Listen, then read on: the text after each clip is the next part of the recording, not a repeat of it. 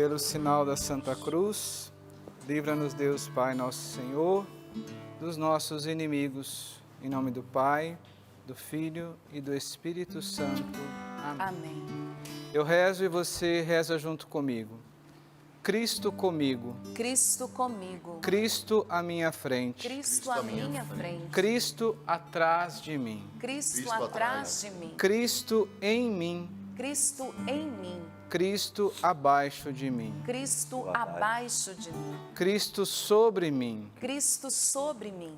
Cristo à minha direita. Cristo à minha direita. Cristo à minha esquerda. Cristo à minha esquerda. Cristo quando me deito. Cristo quando me deito. Cristo quando me sento. Cristo quando me sento. Cristo quando me levanto. Cristo quando me levanto. Cristo no coração de todo homem que pensa em mim. Cristo no coração de todo homem que pensa em mim. Cristo na boca de quem fale de mim. Cristo na boca de quem fale de mim. Cristo em todo olho que me vê. Cristo em todo olho que me vê. Cristo em todo ouvido que me ouve. Cristo em todo ouvido que me ouve. Hoje me levanto Hoje me levanto com a poderosa força com a poderosa força e invoco a Santíssima Trindade. e invoco a Santíssima Trindade. Amém. Amém. Em nome do Pai, do Filho e do Espírito Santo. Amém. Amém. Talvez alguns conheçam, outros não. Esta é a oração da couraça de São Patrício. E é providencial começar esse momento da palavra com ela, porque nós precisamos entender um pouco da origem da oração. Essa é uma oração feita na época medieval, onde os cavaleiros adotavam esta oração, para além de toda aquela armadura que eles já usavam. Esta oração era a oração da couraça, ou seja, que protegia ainda mais. Foi um tempo de exercício da fé, porque era um tempo de batalha. Então, São Patrício, ele é um combatente, ele foi um combatente. E daí, esta oração, ela já traz um indicativo daquilo que eu dizia no início do programa, da palavra certa no momento certo. Porque esta oração de São Patrício, ela já é o indicativo da vontade de Deus para a minha vida hoje, neste tempo atual. A vontade de Deus para mim e para você é que sejamos combatentes. Sim, combatentes na esperança. Sobretudo, combatentes na esperança. E muito providencial eu e você começarmos a entender isso, que o chamado de Deus para nós é um chamado a ser combatentes. E essa esperança, ela é tão fortemente traduzida como vontade de Deus para a minha vida, que Deus escolhe de diversas maneiras para comunicar isso a mim, ou seja, para comunicar isso a você. Uma delas está na Sagrada Escritura. Sabe por quê? Ali na Bíblia, eu não sabia, o Cassiano que me contou isso. Antes de começar o programa, ele me disse: ô Lúcio, deixa eu te contar uma coisa aqui. Brincadeira. Não é? Na Bíblia está presente 153 vezes a palavra esperança. Em diversas situações que o povo de Deus enfrentava, ali vinha a palavra profética do Senhor e dizia ao povo de Deus: esperança. Na grande maioria das vezes, dessas 153 vezes, entre Novo Testamento e Antigo Testamento, as situações onde Deus se revela com esta palavra de esperança, não eram situações tranquilas que o povo de Deus estava vivendo. Não eram situações particulares, individuais, de muita tranquilidade. Eram momentos onde as pessoas precisavam centrar-se. E o centro é a esperança. Aquilo que centra a minha vida, aquilo que centra a sua vida é a esperança. Olha que forte isso. É por isso que dessas 153 vezes eu preciso adotar o hábito de recordar a mim mesmo: Lúcio, tenha esperança. Lúcio, seja combatente na esperança. Porque quem combate traduz uma expressão de batalha. Então está em constante batalha, está em constante guerra. Então todos os dias nós temos uma batalha a ser travada. E essa batalha é a batalha da esperança. Então é uma batalha diária. Para sustentar a esperança é preciso combater diariamente. É preciso ter a fé que me leva a acreditar que Deus, Ele é o Senhor da história. Ele é o princípio e o fim. Tudo começa nele e se encerra nele. Ele é o alfa e o ômega, a expressão teológica. Então, a minha vida, ela começa em Deus e ela se encerra em Deus. E esse círculo entre a partida e a chegada é essa batalha que eu vivo, onde eu não posso perder a minha esperança. Quem crê, olha que forte isso, quem crê nunca está sozinho. Quem crê nunca está sozinho, nem na vida e nem na morte. Quem crê nunca está sozinho, nem na vida e nem na morte. Mas Lúcio, como isso é possível? Como isso é possível? Só consegue enxergar isso aquele que traz em si, dentro de si, a esperança. Então, como o Emmanuel falava, né, da composição musical, da harmonia musical, que às vezes a pausa, ela é necessária para dar a qualificação certa àquela música. Faz a sua pausa agora. Olha para dentro de si. Se perceba como um homem de esperança, como uma mulher de esperança. Sim, por mais difícil que esteja, e talvez seja difícil até para você se reconhecer desta forma, Deus não se contradiz. Ele chamou a mim e chamou a você para sermos sinais de esperança neste mundo. Ele nos deu a graça. Ele infundiu em nós a esperança. E por isso você pode respirar fundo e perceber que em você, dentro de você, há esta virtude teologal. A esperança está dentro de você. E a palavra de Deus, ela é muito oportuna, e você pode pegar comigo, que é Hebreus 6, 17 a 19. Porque ela vem iluminando a nossa reflexão de hoje, ela vem iluminando o caminho que o Espírito Santo quer fazer comigo e com você. Por isso Deus interveio com um juramento. Ele quis mostrar com maior clareza aos herdeiros da promessa o caráter irrevogável da sua decisão. Por meio de 2 atos irrevogáveis, isentos de mentira da parte de Deus, encontramos profundo reconforto. Eu gosto muito de São Paulo porque ele consegue traduzir com as palavras aquele sentimento correto de que Deus está fazendo em nós. Veja, um profundo reconforto. Nós que, em busca de refúgio, procuramos agarrar a esperança que nos é proposta. Procuramos agarrar a esperança que nos é proposta. E o versículo 19, que é o versículo chave. A esperança com efeito é para nós como uma âncora, segura e firme. Ela penetra até além da cortina do santuário. A esperança é para nós como uma âncora, segura e firme.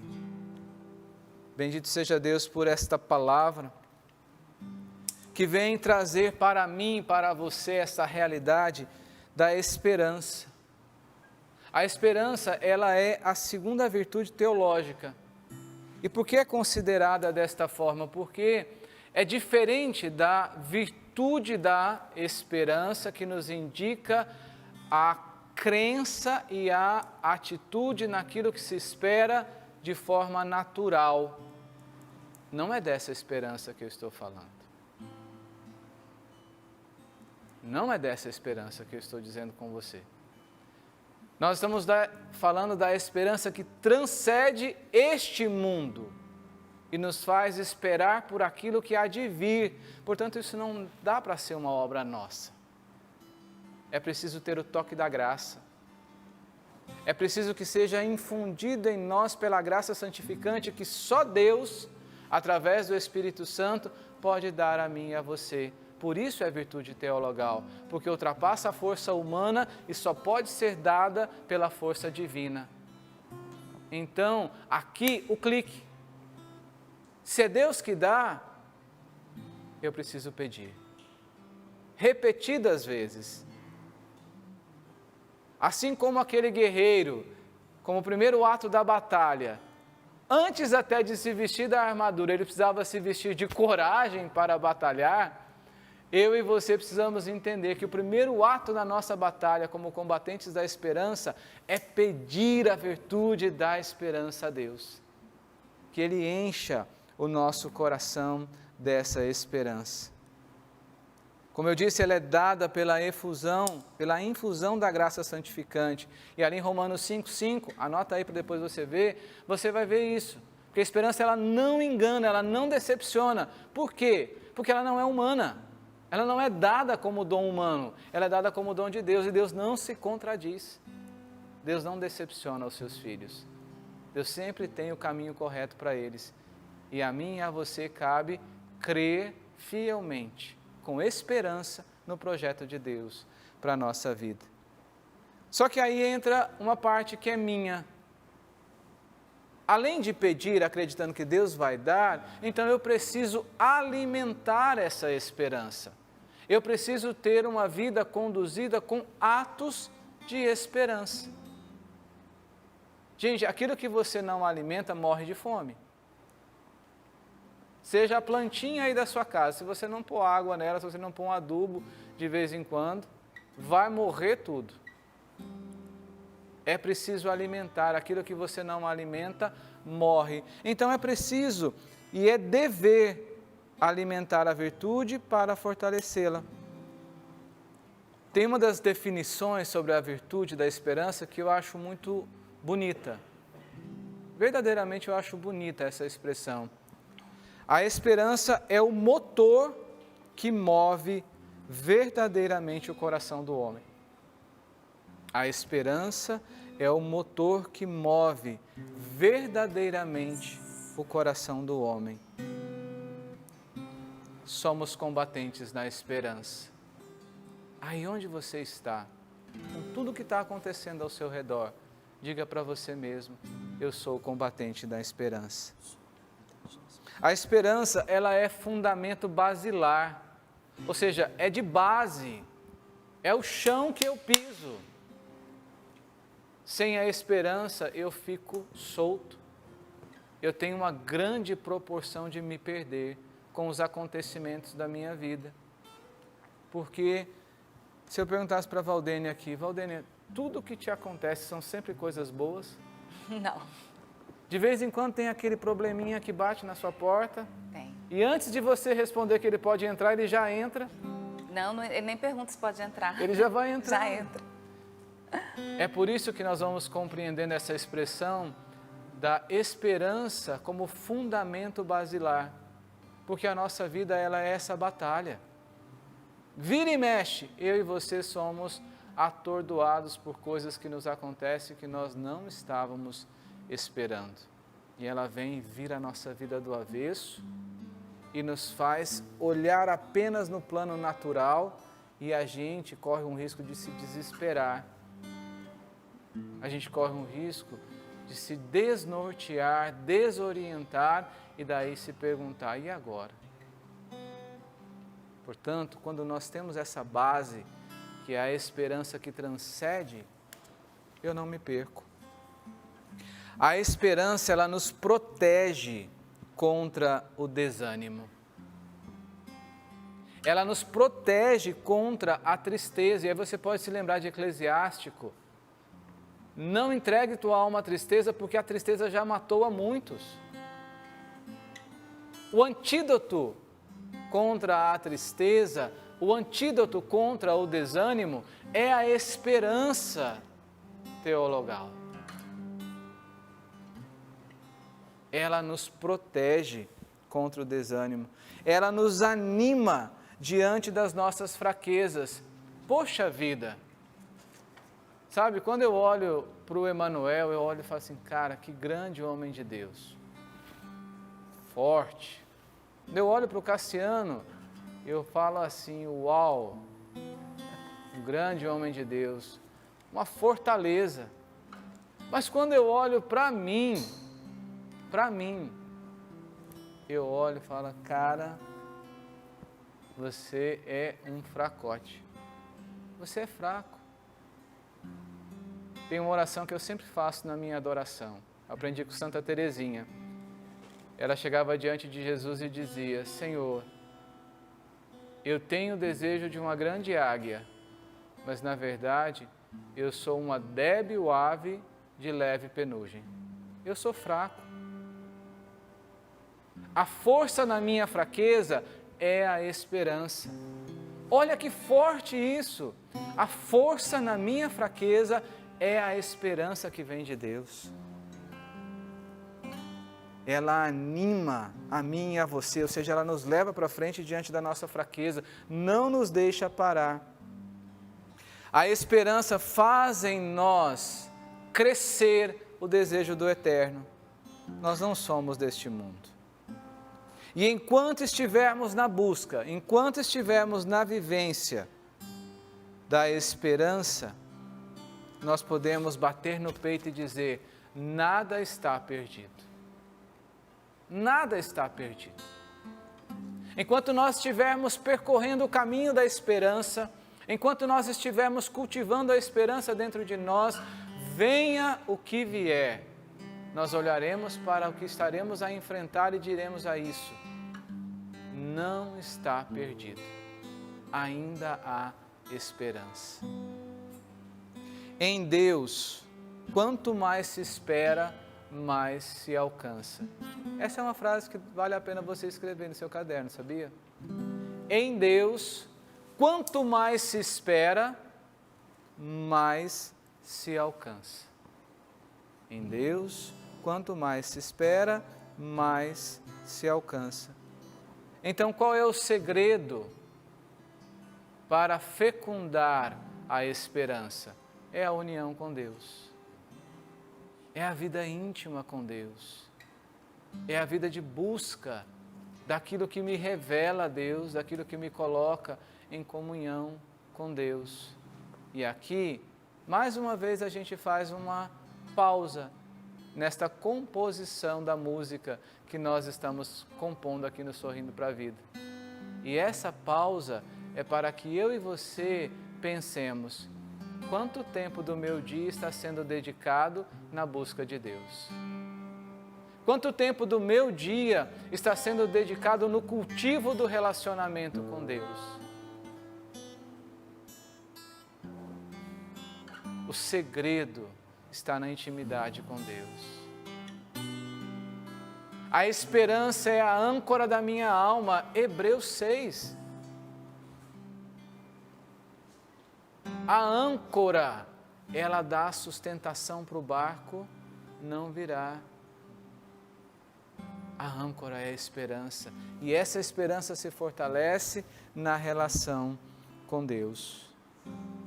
É interessante você perceber que o coração que espera em Deus, ele é um coração que não se perde, porque ele confia nas promessas que o Senhor fez a ele. Mesmo que elas demorem a se cumprir, ou mesmo que pareça que elas não vão se cumprir nunca. Porque você já parou para pensar que existem promessas que o Senhor nos fez, que elas só vão se cumprir na eternidade? Existem promessas que o Senhor nos faz, que elas não são para este plano natural. Elas estão para o eterno. E por isso, quando nós temos o nosso coração confiante na esperança, nós não nos perdemos. Aquele que conhece a Deus sabe que deve esperar nele. Aquele que conhece a Deus sabe que deve esperar nele, esperar em Deus e ter a certeza de onde olhar, onde colocar a atenção. Onde você tem colocado a sua esperança? Onde você tem colocado a sua confiança? Em que ou em quem você tem esperado?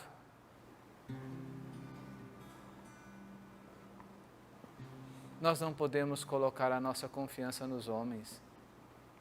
A nossa esperança não está naquilo que os homens podem produzir. Sim, eles são instrumentos, você está entendendo o que eu estou dizendo, mas a nossa esperança não pode estar nos homens, a nossa esperança precisa estar em Deus. Ele é a razão da nossa esperança, Ele é a força que sustenta a esperança no coração do homem. Em quem eu tenho colocado a minha esperança? Porque quem convive com Deus, aquilo que eu dizia da vida de busca com Deus, com ele acontece algo muito interessante. Ele estabelece o céu como meta. Ele estabelece a vida eterna como prioridade. Lúcio Domício, qual é a sua meta de vida? Lúcio Domício, qual é a sua prioridade de vida? Seguramente, se eu for um homem de Deus, se eu for um homem de comunhão, convivência com Deus, a minha meta será o céu. E a minha prioridade de vida será a vida eterna.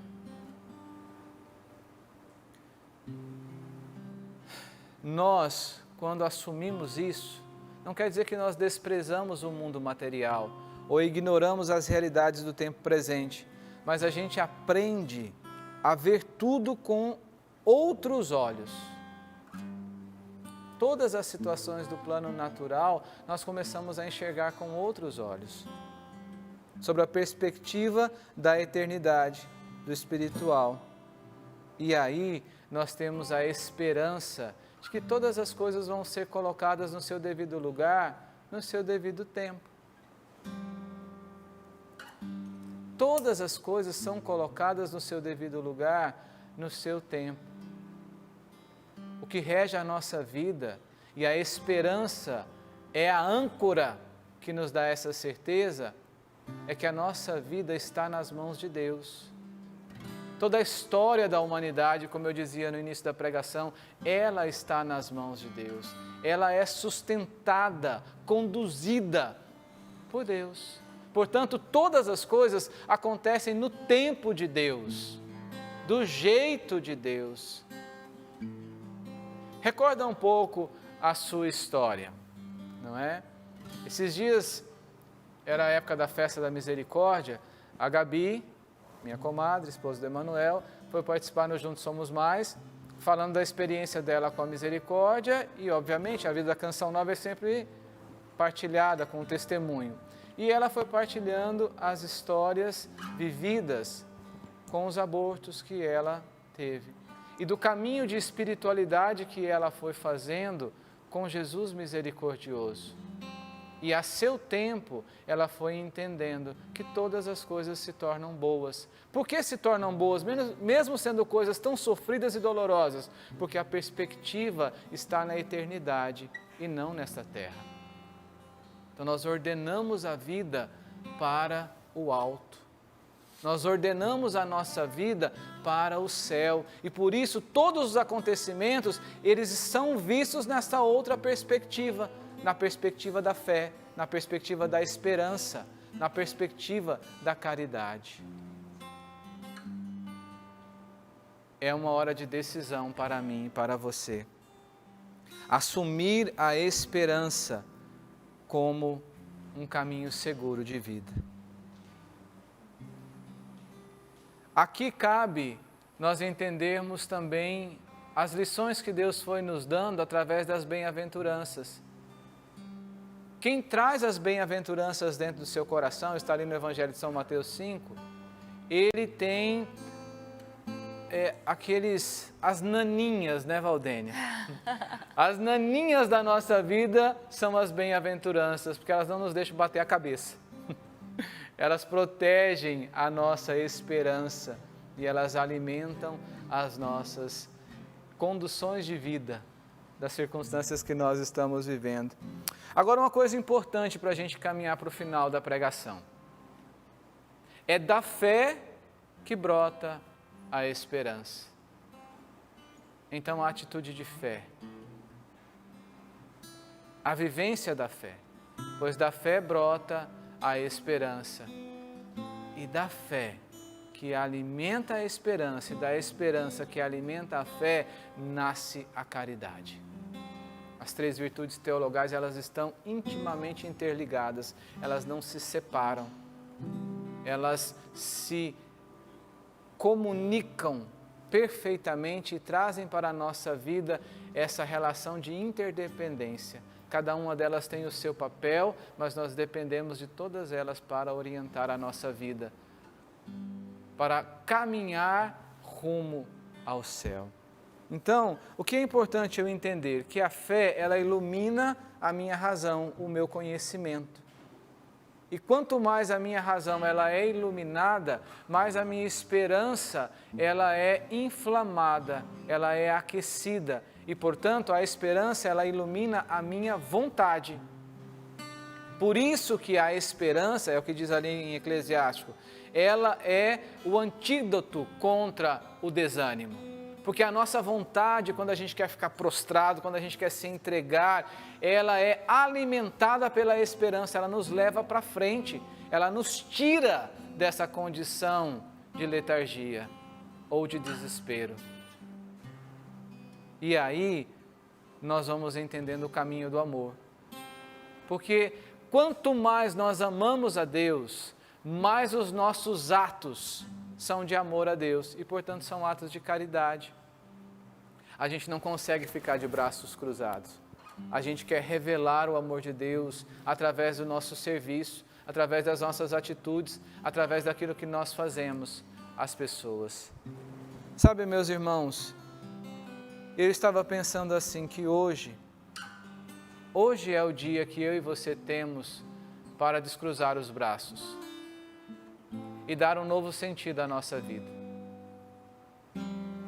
O tempo pandêmico, ele é um tempo oportuno para nós, porque ele nos coloca em profundo exercício nessa batalha pela esperança.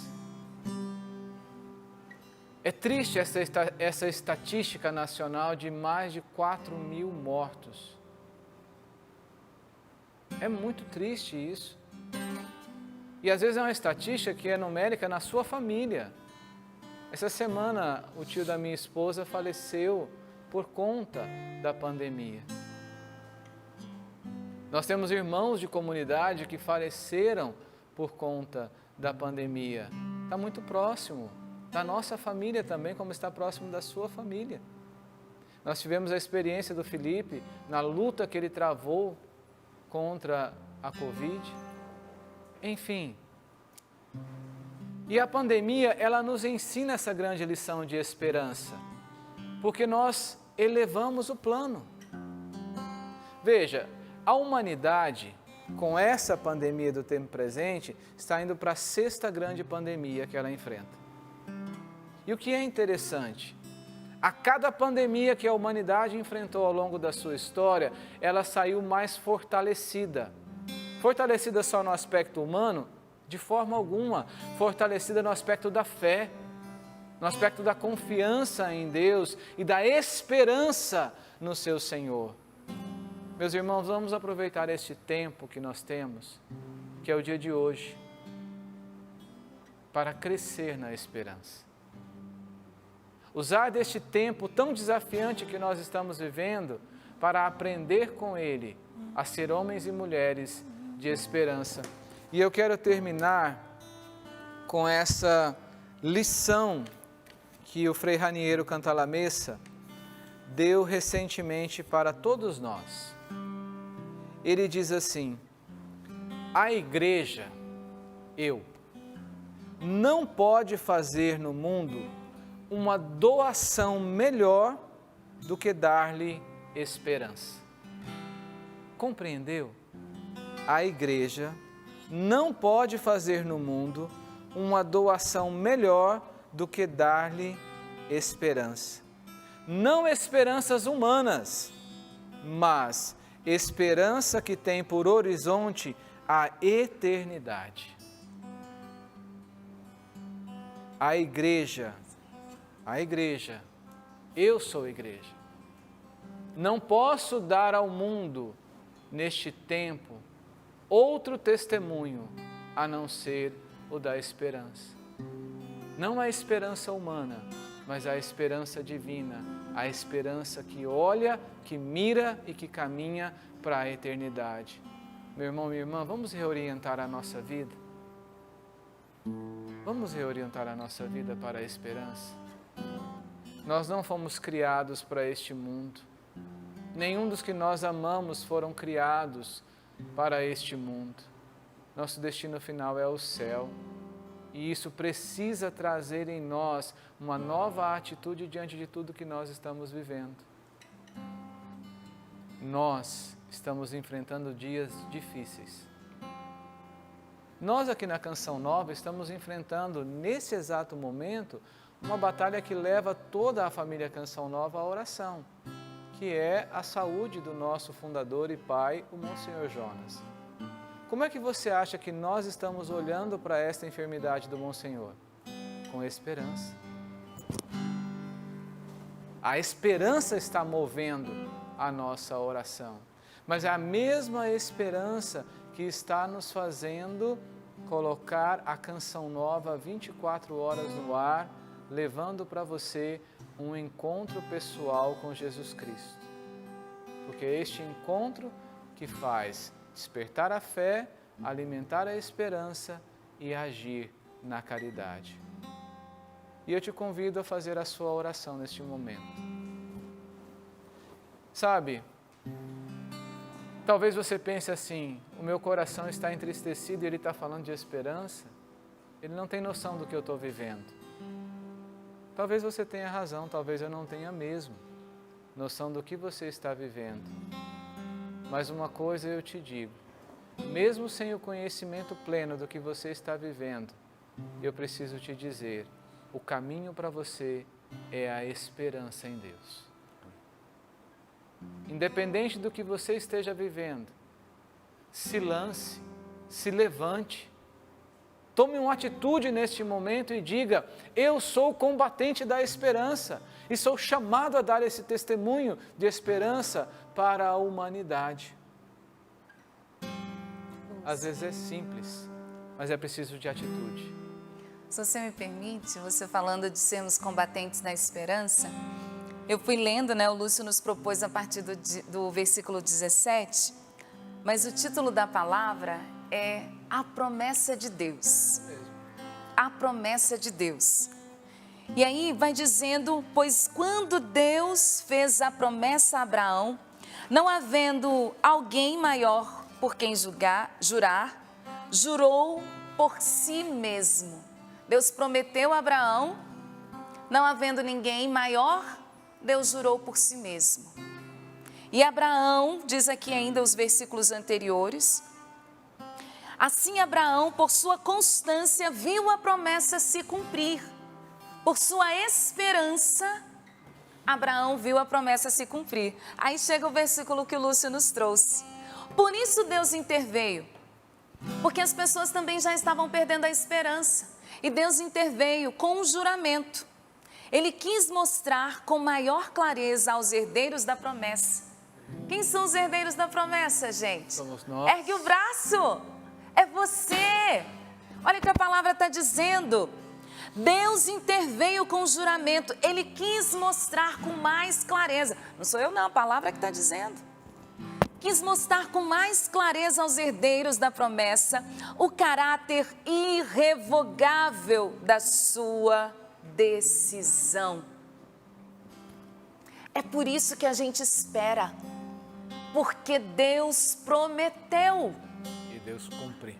E Deus cumpre. Deus quis mostrar o caráter irrevogável. Está demorando, mas Deus, Ele não revogou. Espera, mesmo que esteja demorando. Deus quis mostrar o caráter irrevogável da sua decisão. Ele não voltou atrás. Espera. É por isso que a gente pode ter esperança, porque Deus prometeu e Ele não voltou atrás. E aí vai dizendo, né? Por meio desses dois atos irrevogáveis, isentos de mentira da parte de Deus, nós encontramos reconforto. Porque Deus prometeu, você pode encontrar reconforto, descansa, descansa. Quando você está no extremo da sua angústia, essa palavra reconforto, ela vem nesse sentido. Quando você está no extremo da sua angústia, quando aquela dor que está dentro do seu coração, ela já ultrapassou e muito todas as suas forças humanas, você já não tem mais condições de lidar com aquela angústia, com aquele desânimo, com aquela tribulação, você tem até aquele desejo da própria morte, porque você não aguenta mais. É neste momento que entra esta palavra reconforto, Amém. Como a ação da mão de Deus que vem e te alcança. Amém. E eu quero convidar você a rezar comigo já assim, com esse gesto que eu estou fazendo. Jesus. Eu estou estendendo a mão para você. Mas não é a minha mão, é a mão de Deus que é estendida para você, para te reconfortar e para te puxar, para te fazer combatente na esperança e trazer você de volta para este momento, não mais como você estava, não mais entregue, não mais desanimado, não mais derrotado, mas trazendo você de volta para que você esteja nessa batalha como um valente guerreiro, como um valente combatente, sendo testemunha da esperança em nosso Senhor Jesus Cristo, que fez a promessa de que não nos deixaria, que neste mundo nós teríamos muitas tribulações, mas que nós tivéssemos coragem, porque Ele estaria conosco, que tudo que nos acontece está na perspectiva do céu, estamos sendo preparados para a vida eterna, para esta vida que nunca mais se acabará e será sempre na presença do Senhor, e ali nós seremos plenamente felizes e realizados, porque estamos na presença de Deus. Mas agora eu e você precisamos ser sinais de esperança para tantas pessoas que neste momento estão necessitadas desta palavra que a esperança é a âncora da salvação. Meu irmão e minha irmã, abra o seu coração e deixe a graça do Espírito Santo te alcançar, porque é isso que eu estou pedindo sobre você, que o Espírito de Deus seja derramado, e o Espírito de Deus seja derramado sobre a sua vida e seja infundido no seu coração a esperança como dom de Deus, a esperança como virtude que vem do alto e que gera a vida nova no nosso coração.